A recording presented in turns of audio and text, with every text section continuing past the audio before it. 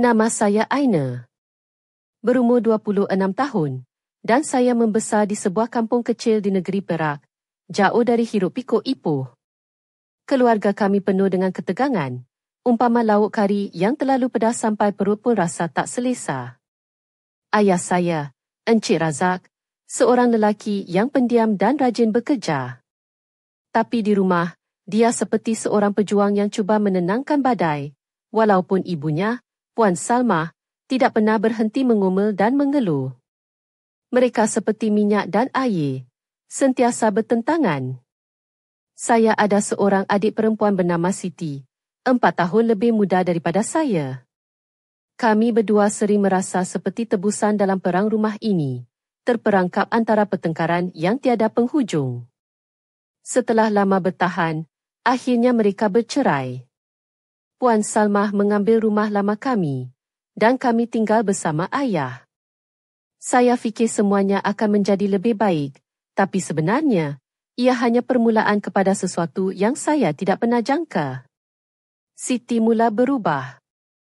Awalnya, hanya sedikit perubahan, dia jadi lebih pendiam dan suka bercakap di telefon. Apabila saya tanya, dia hanya jawab ringkas, cuma kawan saja. Tapi di kampung kecil kami, rahsia susah nak disorok.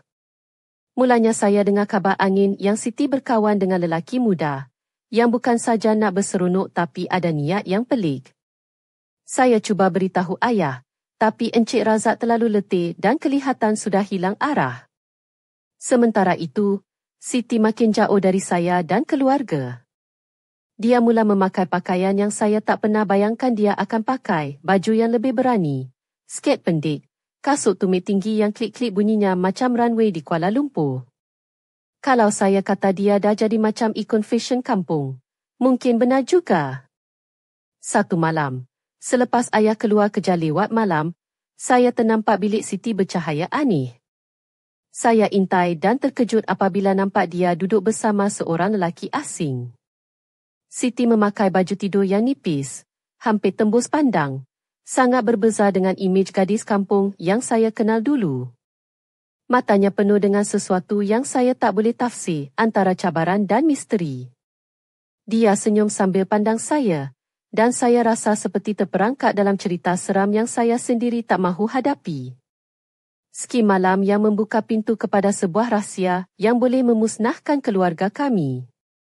Saya tahu, hidup kami tak akan sama lagi selepas ini. Tapi, apa sebenarnya yang berlaku pada Siti? Siapa lelaki itu? Dan adakah saya mampu menyelamatkan adik saya dari dunia yang gelap ini? Atau kami semua akan hilang dalam kegelapan yang sama? Saya terdiam di ambang pintu, berfikir, adakah saya sudah terlalu lewat untuk menyelamatkan dia? Atau mungkin, saya sendiri sudah terperangkap dalam permainan yang tak dapat saya menangi? Selepas malam itu, saya tak boleh tidur lena. Bayangan Siti dengan baju tidur nipis dan lelaki asing itu berputar-putar dalam kepala saya, macam lagu raya yang asyik bermain tanpa henti. Saya cuba berfikir positif. Mungkin ada sebab yang saya tak tahu kenapa dia berubah begitu. Hari-hari berikutnya, Siti makin pandai berdandan. Dia mula memakai tudung yang labu tapi tetap nampak seksi dengan solekan tebal, macam artis dalam drama Melayu. Kasut tumit tinggi yang dia pakai bunyinya berderap di lantai rumah, sampai saya rasa macam saya tinggal serumah dengan model catwalk. Kalau dulu, Siti jenis pakai baju kurung biasa, kini koleksi bajunya penuh dengan blus berwarna cerah dan sket mini yang membuat saya terfikir, adik aku ni dah masuk dunia glamour ke? Saya cuba buat lawak dalam hati, kalau dia jadi artis, jangan lupa saya jadi pengurus dia, ya. Tapi sebenarnya, saya risau.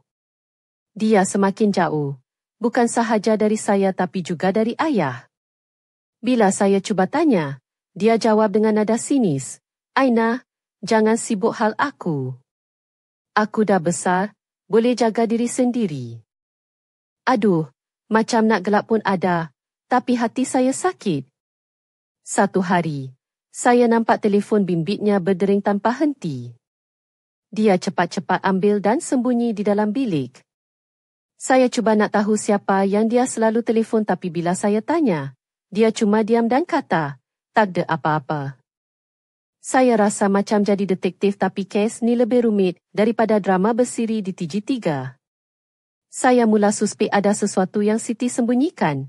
Sesuatu yang bukan sahaja melibatkan hubungan dia dengan lelaki itu, tapi mungkin lebih dari itu. Satu petang, saya ternampak Siti keluar dari rumah dengan pakaian yang sangat berbeza, blus ketat berwarna merah jambu, sket pendek hitam, dan tumit tinggi yang tinggi sangat. Dia berjalan dengan penuh yakin macam model dalam majalah fashion.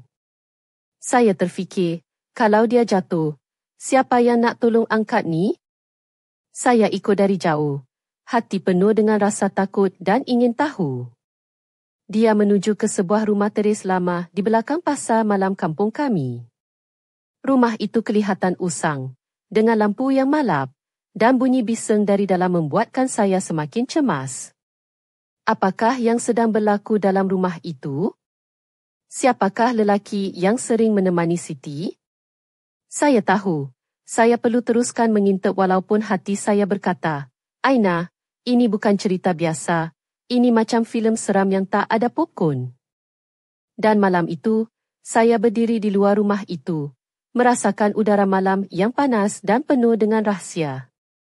Saya tahu, apa yang akan saya temui nanti akan mengubah segalanya bukan sahaja untuk Siti, tapi juga untuk saya dan keluarga kami. Tapi, adakah saya bersedia untuk menghadapi kebenaran yang tersembunyi di balik pintu rumah itu?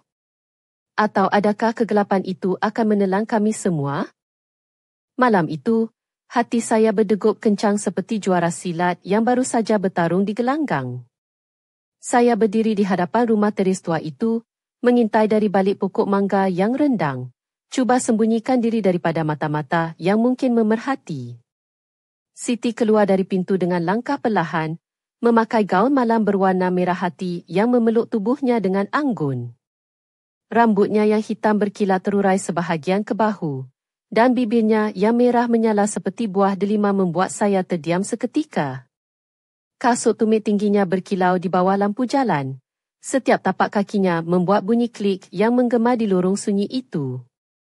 Saya rasa macam nak panggil dia dan cakap, Siti, kau ni kalau nak keluar, jangan lupa bawa payung, takut hujan. Tapi saya diam, takut nanti dia marah dan saya makin jauh dari dia. Lelaki yang saya lihat dalam rumah itu keluar menyusul Siti. Dia seorang lelaki berkulit gelap, dengan janggut nipis dan mata tajam yang memancarkan aura misteri. Pakaiannya kemas, tapi ada sesuatu tentang cara dia memandang Siti yang buat saya rasa tak selesa, macam ada sesuatu yang tak kena. Mereka berdua berjalan ke arah sebuah warung kopi yang tidak jauh dari situ. Saya ikut dari belakang, cuba dengar perbualan mereka tanpa disedari. Suara lelaki itu berat dan penuh kawalan, bercakap dalam bahasa yang saya tak biasa dengar, campuran lokhat tempatan dan bahasa Inggeris. Aku nak kau fokus, Siti. Ini bukan main-main. Kalau kau nak keluar dari kancah ini, kau kena ikut arahan aku, katanya dengan nada tegas. Siti hanya diam, mata dia tajam memandang ke arah lelaki itu. Saya lihat ada campuran keberanian dan ketakutan dalam matanya. Dia bukannya budak kecil lagi, tapi saya tahu, di dalam hatinya, dia masih bergelut dengan banyak perkara yang saya tak faham. Saya teringat kata-kata ayah, Aina, keluarga itu seperti durian, walaupun berduri tajam, isinya tetap manis. Tapi sekarang, durian kami dah mula busuk, dan saya tak tahu bagaimana nak buang duri-duri itu tanpa luka. Saya cuba mengalihkan perhatian dari perasaan takut itu dengan berbisik pada diri sendiri. Aina, kau ni dah macam watak utama dalam drama Melayu, yang penuh dengan konflik keluarga. Cuma bezanya, tak ada kamera nak rakam. Setelah beberapa ketika, mereka berdua masuk ke dalam warung kopi yang remang-remang itu. Saya tahu, saya tak boleh tunggu lama di luar. Saya perlu buat sesuatu, tapi apa? Saya bukan hero filem aksi, cuma seorang kakak yang risau. Saya pulang ke rumah dengan hati yang penuh persoalan dan rasa bersalah kerana tak dapat melindungi adik saya. Malam itu, saya duduk termenung di balkoni, memandang langit yang penuh bintang, berharap ada keajaiban yang boleh mengubah segalanya. Namun, di sebalik keheningan malam, ada sesuatu yang bergerak di dalam bayangan, sesuatu yang membuat saya merinding dan bertanya, adakah saya benar-benar bersedia untuk menghadapi apa yang akan datang? Malam itu, saya duduk di beranda rumah kami yang berwarna putih pudar. Angin malam bertiup lembut membawa aroma bunga melu dari halaman jiran. Saya memakai baju kurung warna ungu lembut, kainnya menyapu hingga ke buku lali, manakala tudung labu berwarna pastel membingkai wajah saya yang penuh kekusutan. Kasut selipar getah saya terletak di tepi, tak berapa sesuai untuk suasana hati saya yang bercelaru. Tiba-tiba, telefon bimbit saya bergetar. Skrin menunjukkan nombor yang tidak dikenali, membuat jantung saya hampir terhenti. Saya menekan butang jawab dengan tangan yang sedikit menggigil. Halo? Suara misteri itu bergema di talian, rendah dan penuh rahsia. Aina, ada perkara yang kau perlu tahu. Jangan cuba beritahu sesiapa. Saya terkedu. Siapakah dia? Bagaimana dia tahu nama saya? Dan apa yang dia mahu? Sebelum saya sempat bertanya lagi, talian terputus. Telefon saya berdering sekali lagi. Kali ini mesej masuk bertulis, Siti dalam bahaya. Jangan biarkan dia hilang. Saya terasa sejuk seluruh badan, seperti disimbah air ais walaupun udara malam di Perak masih panas melekit. Saya cuba memanggil nombor itu kembali, tapi tiada jawapan. Esok pagi, saya bangun dengan rasa resah yang sukar digambarkan. Saya pakai baju kurung moden berwarna merah jambu lembut, dengan corak bunga kecil yang menambah seri wajah saya yang semakin letih. Kasut tumit rendah yang saya pilih hari itu membuat langkah saya yakin, walaupun hati penuh keraguan. Saya cuba mencari Siti di rumah, tapi biliknya kosong. Telefon bimbitnya tidak dijawab. Saya mula teringat kata-kata orang kampung, kalau ada benda pelik, mesti ada jalan cerita yang tersembunyi. Saya memutuskan untuk ke warung kopi tempat saya lihat Siti dan lelaki itu malam tadi. Setibanya di sana, warung itu sunyi, hanya tinggal beberapa kucing yang bergelak ketawa mengejar tikus. Pemilik warung, Pak Mat, seorang lelaki tua yang ramah dengan janggut putih, menyambut saya. Kau cari siapa, Aina? Tanya Pak Mat sambil mengelap gelas dengan kain buruk. Siti, Pak Mat. Adik saya. Dia ada di sini malam tadi, tanya saya dengan suara perlahan. Pak Mat memandang saya lama, kemudian menarik nafas dalam-dalam. Dia datang, tapi bukan macam biasa. Ada lelaki asing ikut sekali. Aku rasa bukan kawan biasa, Aina. Saya merasakan kepala berdenyut, dan tangan saya menggenggam erat beg tangan berwarna coklat gelap yang saya bawa. Apa maksud Pak Mat dengan bukan kawan biasa? Pak Mat hanya menggiling. Kalau kau nak tahu lebih, hati-hati. Dunia luar ni bukan macam cerita dongeng. Ada benda yang boleh buat kau hilang arah. Saya cuba tersenyum, walaupun hati berat. Terima kasih, Pak Mat. Sambil berjalan keluar, saya teringat pepatah lama. Harimau mati meninggalkan belang, manusia mati meninggalkan nama. Tapi saya tertanya-tanya, apakah nama yang akan kami tinggalkan selepas semua ini? Nama yang penuh rahsia, atau nama yang akan dikenang dengan duka? Sementara itu, di sudut gelap kampung, bayangan seorang lelaki berdiri mengintai. Matanya berkilat, penuh niat yang saya belum mampu fahami. Apa yang dia rancang untuk kami? Dan adakah saya cukup kuat untuk melawannya? Hari berikutnya, saya bangun dengan perasaan yang masih menggulung-gulung seperti ombak di pantai Teluk Batik.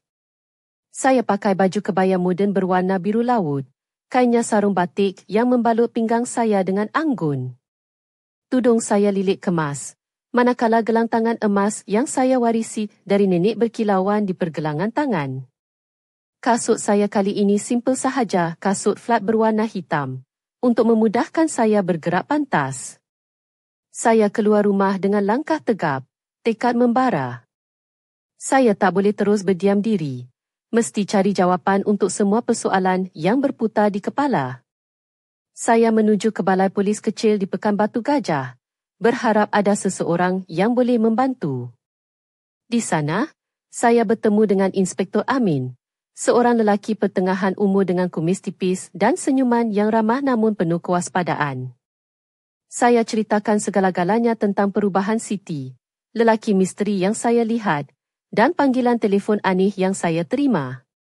Inspektor Amin mengangguk perlahan. Aina, kita ada banyak kes macam ni. Remaja yang terjebak dalam dunia yang kita panggil bayang-bayang, tempat gelap yang penuh dengan tipu daya dan bahaya. Saya terdiam. Dunia bayang-bayang? Bunyi macam tajuk drama Melayu yang penuh dengan dendam dan rahsia. Tapi ini bukan drama. Ini hidup saya. Inspektor Amin memberikan saya nombor telefon seorang kaunselor muda, Cik Nurul, yang sering membantu remaja berhadapan masalah seperti ini.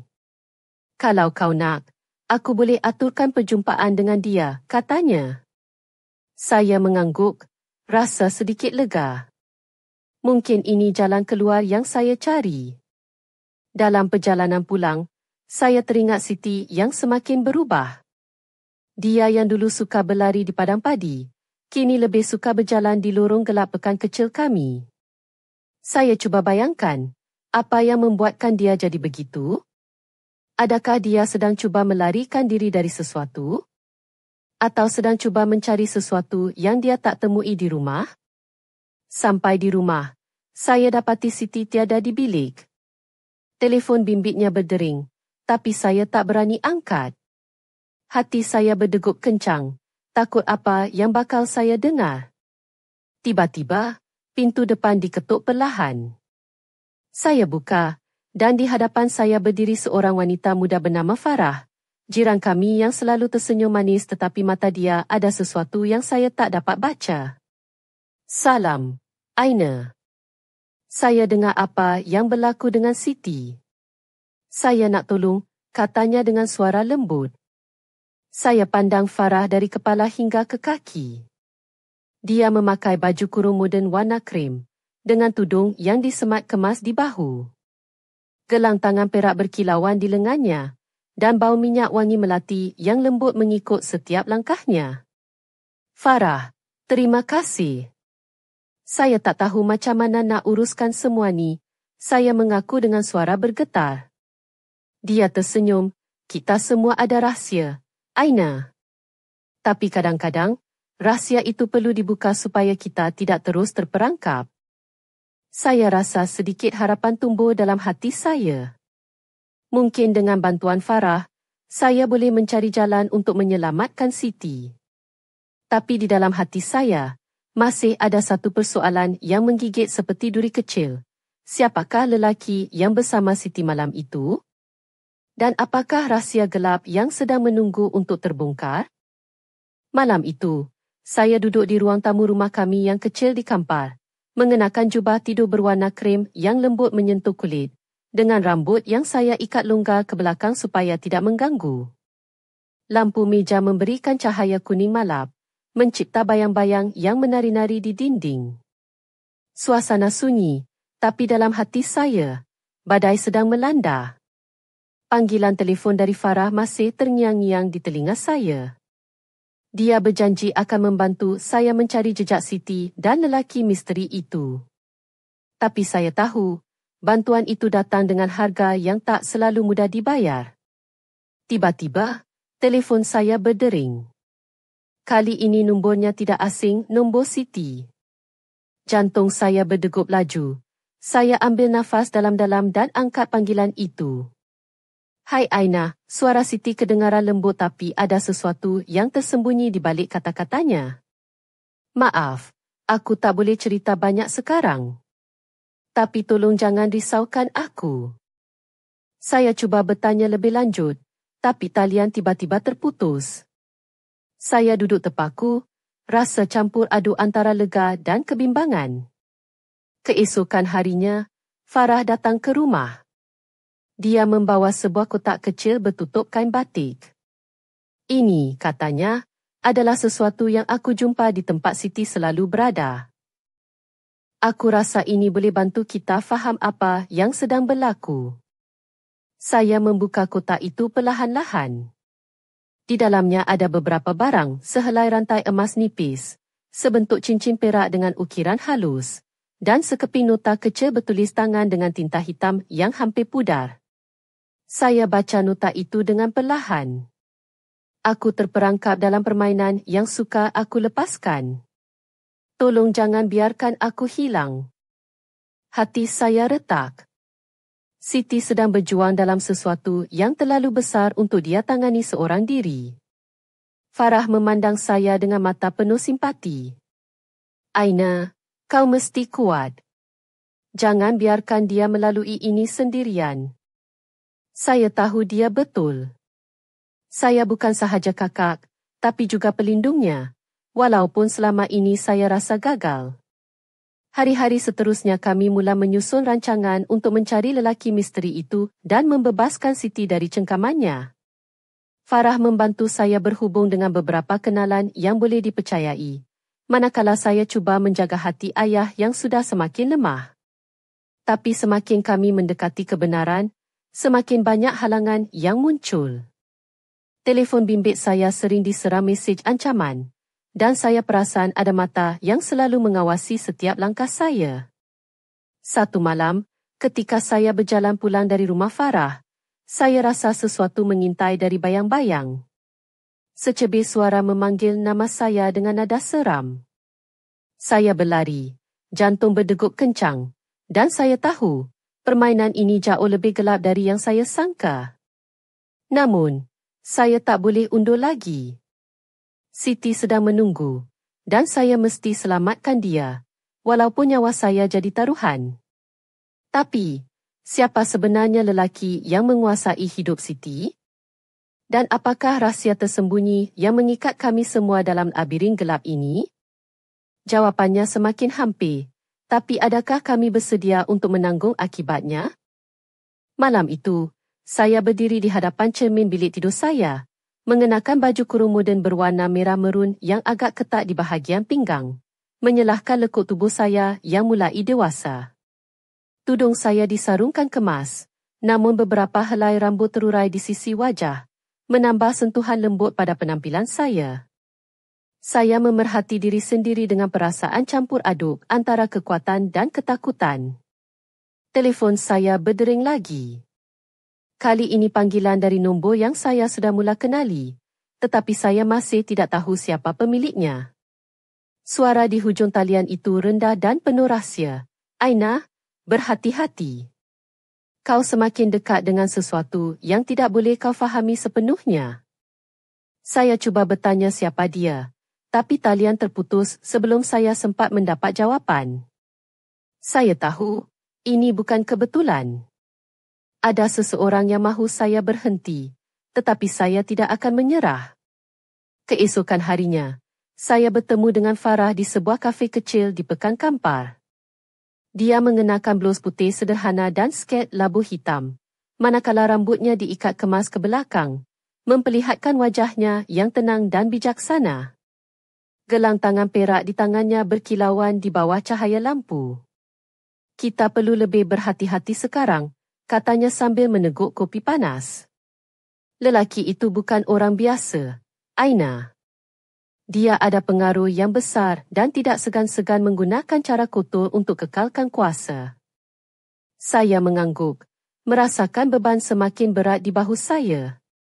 Tapi kita tak boleh biarkan Siti terus terperangkap. Farah mengeluarkan beberapa gambar dari dalam begnya, gambar Siti bersama lelaki itu di pelbagai lokasi sekitar Kampar. Ada satu gambar yang buat saya terdiam.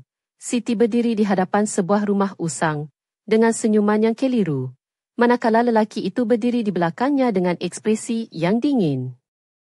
Rumah itu, kata Farah, tempat di mana semua rahsia bermula. Saya teringat malam-malam saya mengintai dari jauh.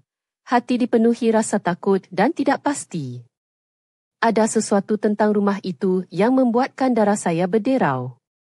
Dalam perjalanan pulang, saya terasa seperti dikejar bayang-bayang masa lalu yang semakin menghimpit. Saya cuba menghilangkan rasa takut dengan berbisik pada diri sendiri. Aina, kau kuat. Ingat, kau bukan seorang diri. Tiba-tiba, telefon saya bergetar lagi. Kali ini mesej masuk berbunyi, berhenti sekarang atau semua akan hancur. Saya melihat skrin, tangan saya menggigil. Namun, sebuah suara kecil di dalam hati berkata, tidak, ini belum selesai. Malam itu, saya berbaring sambil memikirkan apa yang akan saya lakukan seterusnya. Saya tahu, semakin saya mendekati kebenaran, semakin banyak bahaya yang menanti. Tapi saya juga tahu, saya mesti terus berjuang bukan sahaja untuk Siti, tetapi untuk keluarga kami yang hampir musnah. Di luar jendela, bulan purnama bersinar terang, seolah-olah memberi saya kekuatan yang saya perlukan. Tapi di balik cahaya itu, ada bayangan gelap yang menunggu untuk menyerang. Apakah saya sudah bersedia untuk menghadapi apa yang tersembunyi di balik bayang-bayang itu? Atau adakah saya akan menjadi mangsa seterusnya dalam permainan berbahaya ini? Malam itu, saya berdiri di tepi tingkap bilik saya, mengenakan baju kurung merah jambu lembut yang membalut tubuh dengan anggun, manakala tudung saya disarungkan ringkas, mempamerkan lekuk leher yang halus. Cahaya lampu jalan menyinari wajah saya yang penuh dengan kerisauan, seolah-olah membongkar rahsia yang saya cuba sembunyikan. Telefon saya berdering lagi, kali ini dari nombor yang saya sudah kenal. Aina, suara Siti kedengaran perlahan dan lesu. Tolong, aku perlukan kau. Jantung saya berdegup laju.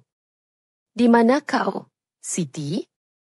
Aku akan datang segera, saya balas dengan suara penuh cemas. Saya di rumah lama di tepi sungai, tempat yang kita selalu pergi dulu, katanya sebelum talian terputus. Tanpa berlengah, saya mengenakan baju kurung hitam sederhana dan kasut tumit rendah, kemudian keluar dari rumah dengan hati yang berdebar. Jalan kampung yang sunyi dan berdebu itu membawa saya ke sebuah rumah kayu usang yang sudah lama ditinggalkan, tempat yang penuh dengan kenangan manis dan juga rahsia kelam. Saya mengetuk pintu perlahan, suara saya bergetar, "Siti, aku di sini." Pintu terbuka sedikit, dan kelihatan bayangan Siti berdiri di situ, memakai blus putih nipis yang hampir tembus pandang, sket pendek hitam, dan rambutnya yang basah kerana hujan baru reda. Matanya merah dan bengkak, tanda dia telah menangis. "Siti, kenapa kau di sini seorang diri?" saya bertanya sambil memeluknya erat. Dia menangis. Aku cuba lari dari semua ini, tapi aku tak tahu ke mana lagi nak pergi. Saya dapat merasakan berat beban yang dipikulnya. Saya pegang tangannya erat, berjanji dalam hati, aku akan selamatkan kau, walau apapun yang terjadi. Tiba-tiba, dari dalam rumah, muncul lelaki yang saya sudah kenal. Lelaki itu dengan wajah dingin dan senyuman yang penuh tipu daya. Dia melangkah keluar, memegang sebatang kayu, dan berkata dengan suara garau, "Kau tak patut datang, Aina." Saya tahu bahaya sudah dekat. Tetapi saya tak boleh lari lagi. Saya berdiri teguh, walaupun tubuh saya bergetar. "Aku tak akan biarkan kau ganggu adik aku lagi," saya kata dengan suara penuh keberanian. Lelaki itu ketawa sinis. "Kau fikir kau boleh lawan aku? Ini bukan permainan budak-budak." Saat itu, saya teringat kata-kata Farah, "Kau kena kuat, Aina." Kadang-kadang, kita perlu berani melawan kegelapan untuk mencari cahaya. Saya mengangkat tangan, bersedia untuk mempertahankan diri dan Siti. Namun, sebelum apa-apa berlaku, bunyi siren polis menggema dari kejauhan. Lelaki itu menoleh panik, dan saya tahu peluang kami tiba. Saya menarik Siti dan berlari ke arah jalan utama, di mana beberapa kereta polis sudah tiba. Saya pandang Siti. Air mata mengalir di pipi kami berdua. Kita selamat sekarang. Tapi di sebalik kegembiraan itu, saya tahu cerita kami belum berakhir. Ada rahsia yang masih tersembunyi dan musuh yang belum menyerah. Apakah bahaya yang menanti kami selepas ini? Dan adakah keluarga kami akan pernah kembali utuh? Pagi berikutnya, sinar mentari yang menyelinap masuk melalui tingkap bilik saya memantulkan cahaya ke lantai kayu yang berderak-derak. Saya duduk di tepi katil, mengenakan baju kurung moden warna PC yang lembut, manakala tudung segi 4 saya disemat kemas, menampakkan wajah saya yang masih letih tetapi penuh tekad. Kasut flat berwarna coklat muda terletak di bawah katil, menanti langkah saya yang semakin pasti. Siti kini berada di rumah, tetapi wajahnya masih suram. Dia duduk di sofa, mengenakan baju ti berwarna kelabu dan seluar jeans, rambutnya yang ikal terurai tanpa ikatan. Saya perhatikan dia dengan penuh kasih sayang, namun hati saya masih dipenuhi persoalan. Saya duduk di sebelahnya, memegang tangannya yang dingin. Siti, kita dah selamat dari malam tadi. Tapi aku tahu, perjalanan kita belum selesai. Dia mengangguk perlahan, suara serak. Aku takut, Aina. Aku takut kalau semua ini akan datang balik. Saya tersenyum lembut, cuba memberi kekuatan, kita akan hadapi bersama. Aku janji takkan biarkan kau seorang diri. Beberapa hari selepas kejadian itu, pihak polis berjaya menangkap lelaki yang mengganggu Siti. Namun, kebenaran yang terungkai jauh lebih dalam daripada yang saya jangka. Lelaki itu hanya sebahagian kecil dari rangkaian yang lebih besar jaringan yang melibatkan orang-orang berkuasa di sekitar kampung dan bandar kami. Farah kembali membantu kami, kali ini membawa dokumen dan bukti yang menunjukkan keterlibatan individu lain dalam permainan gelap ini. Dia mengenakan baju kebaya berwarna hijau zamrud, dengan selendang sutera yang melilit leher, menambah aura misteri dan kekuatan dalam dirinya. Siti, Aina, kita kena berhati-hati. Ini bukan hanya tentang seorang lelaki, katanya tegas. Saya merasakan beban yang makin bertambah, tetapi juga semangat yang semakin membara. Saya tahu, saya dan Siti bukan sahaja berjuang untuk diri sendiri, tetapi untuk kebenaran dan keadilan. Namun, di sebalik segala usaha itu, ada sesuatu yang mengganggu fikiran saya. Beberapa panggilan telefon misteri kembali masuk, dan bayangan lelaki asing itu masih menghantui mimpi saya. Suatu malam, ketika saya tidur, saya mimpi bertemu dengan seorang wanita tua berkain songket merah, matanya tajam dan penuh rahsia. Dia berkata, kebenaran itu seperti pisau tajam, Aina. Akan melukakan, tetapi juga membebaskan. Saya terjaga dengan peluh dingin membasahi dahi. Apakah wanita itu hanya khayalan, atau petanda sesuatu yang lebih besar? Saya sedar, perjuangan kami masih jauh dari selesai. Dan apa yang kami akan hadapi seterusnya, mungkin akan mengubah hidup kami selama-lamanya. Adakah saya dan Siti cukup kuat untuk menghadapi kebenaran yang semakin mendekat? Atau adakah rahsia ini akan memusnahkan kami semua? Malam itu, di dalam bilik kecil saya yang dihiasi dengan langsir berwarna merun gelap dan lampu meja yang berkelip lembut, saya duduk termenung di kerusi kayu jati.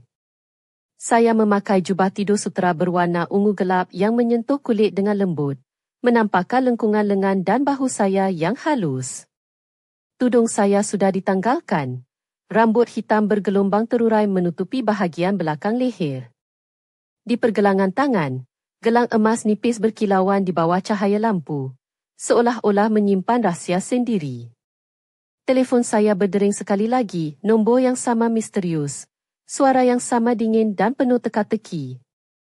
Aina, kau sudah terlalu dalam. Ada sesuatu yang kau belum tahu tentang keluarga kau sendiri. Sesuatu yang akan mengubah segalanya. Saya terkedu, jantung berdegup laju, tangan mengepal erat tepi kerusi. Apa maksud kau? Ceritakan semuanya, saya desak. Suara bergetar antara marah dan takut. Talian terputus. Saya duduk terpaku, berusaha mengawal perasaan yang bergelora di dada.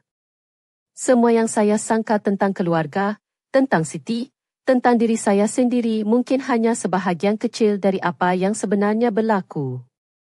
Keesokan harinya, saya dan Farah duduk di sebuah warung kopi di Pekan Kecil Kampar. Farah, dengan wajah serius dan mata yang penuh tekad, menyerahkan saya sekeping surat lama yang ditemuinya dalam salah satu kotak simpanan keluarga kami. Surat itu bertulis dalam tulisan tangan yang hampir pudar, mengandungi rahsia tentang silsilah keluarga kami, rahsia yang mengaitkan kami dengan dunia gelap yang selama ini saya cuba lari. Saya membaca setiap patah perkataan dengan hati berdebar.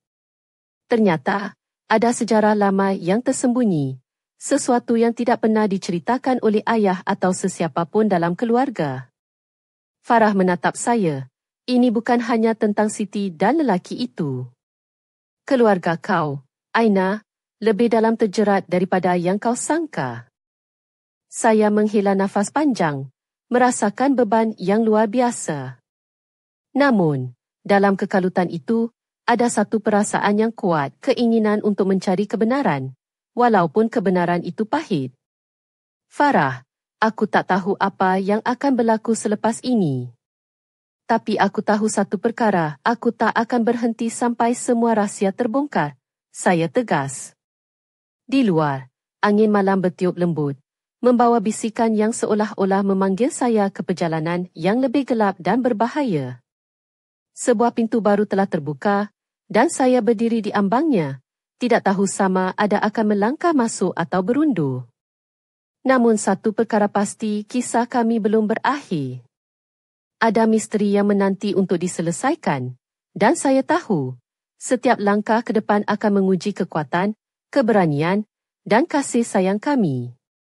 Dan di suatu sudut gelap, bayangan seorang lelaki berdiri tersenyum sinis, menunggu saat yang tepat untuk melancarkan permainan seterusnya. Apakah saya dan Siti mampu bertahan dalam gelombang kebenaran yang semakin menggulung? Atau adakah kami akan tenggelam dalam rahsia yang mengancam untuk memusnahkan segalanya? Cerita ini baru sahaja bermula.